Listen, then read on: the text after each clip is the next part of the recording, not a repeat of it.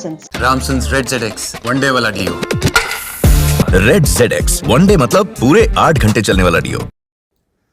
जब जून के इस महीने में साल 2023 में आप जो प्रकार से वृत्त बन रहा है उसको देख रहे हैं तो क्या नज़र आ रहा है आपके अपने टाइम और स्पेस में, खास तौर पर भारतवर्ष में? मुझे लगता है भारतवर्ष में तो मुझे लगता है कि हम एक जिसे कहते हैं संक्रमण के काल में हैं।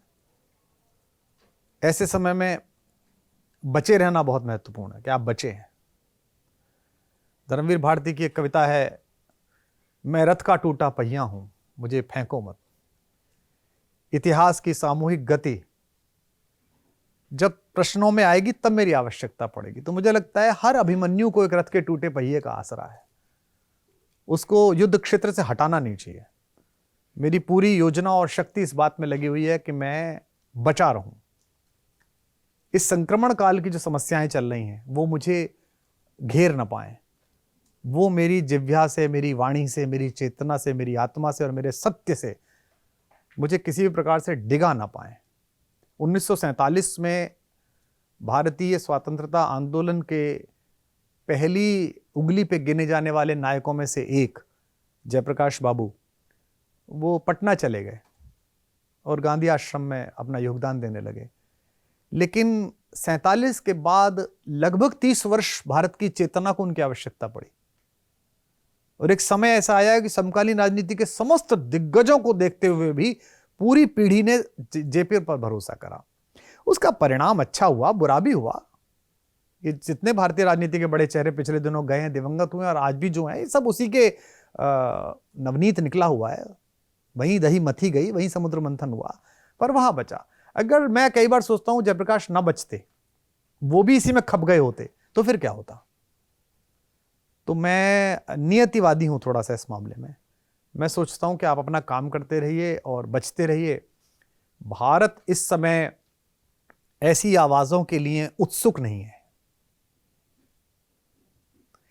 जैसे किस्सा यह है कि एक गांव में कुछ लोग रहते थे, एक छोटा सा गुरुकुल भी था, एक गुरुजी पढ़ाते थे, लोग पढ़ते थे, कवि भी थे, सितार भी बजाते थे, बांसुरी भी बजाते थे। गांव वाले उनका सम्मान करते थे, वो गांव वालों को प्रेम करते थे। उनके पास अपना एक नल था छोटा सा, या कोई झरना आता था पीछे से जो वहां बंद हो जाता था, थोड़ा पानी आता था। गांव में एक कुआं था। कहीं से आके कुछ लोग, मनमौजी लोग, गांव के कुएं में भांग के 2 बहुत बड़े डले डाल गए। पानी प्रदूषित हो गया। उससे पहले वो गुरुजी क्या करते थे कि वो जो कविराज थे वो गांव के सामान्य झगड़ों में मध्यस्थता करते थे, अच्छा बुरा समझा देते थे, भाई ये गलत है, ऐसा कर लो, ऐसा कर लो, खुद भी मगन रहते थे। अब गांव ने भांग का पानी पी लिया। अब गांव गुरुजी छोड़ो, एक दूसरे की नहीं मान रहा, एक दूसरे को गालियां बक रहा है, सुबह दोपहर शाम लिख रहा है व्हाट्सएप पे, सुबह दोपहर शाम फेसबुक पर लिख रहा है। तो गुरुजी को क्या करना चाहिए? तो गुरुजी बड़े दुखी हुए। एक दिन रात को सोए, रो रहे थे, सपने में भगवान जी आए। भगवान जी ने कहा क्या हो गया? बोले ऐसा हो गया मेरा गांव। उसने कहा कोई दिक्कत नहीं, यही तरीका है कि अभी तो अपना जो पानी है अंदर, जो तूने लगा रखा है कविता का, रामचरितमानस का, केबी कुटीर का, इसे पीता रहे बेटा। जब नशा उतर जाएगा तब ये समझेंगे कि क्या गड़बड़ हो गई, उस समय फिर संभालना दोबारा जाके, फिर इन बस्तियों में सामंजस्य बिठाना, फिर इनसे बात करना। तो गुरुजी नल का पानी पी रहे। गुरुजी फिलहाल तटस्थ हो रखे हैं। नहीं, तटस्थ तो आप हो ही नहीं सकते। जो तटस्थ है, समय लिखेगा उसका भी अपराध। आप नहीं हैं उधर या इधर, ये भी आपका भाग लेना है, ये भी आपका संवाद है, ये भी आपकी बातचीत है। आप ऐसा कैसे बोल सकते हैं कि आप एक तरफा बात बोलते हैं? कैसे बोल लेते हैं लोग बाग, कैसे कर लेते हैं लोग बाग। और मैं आपके यहां बैठा हूं, मैं आप ही लोगों से कह रहा हूं, आप लोग कैसे कर लेते हैं? मीडिया कैसे कर लेता है?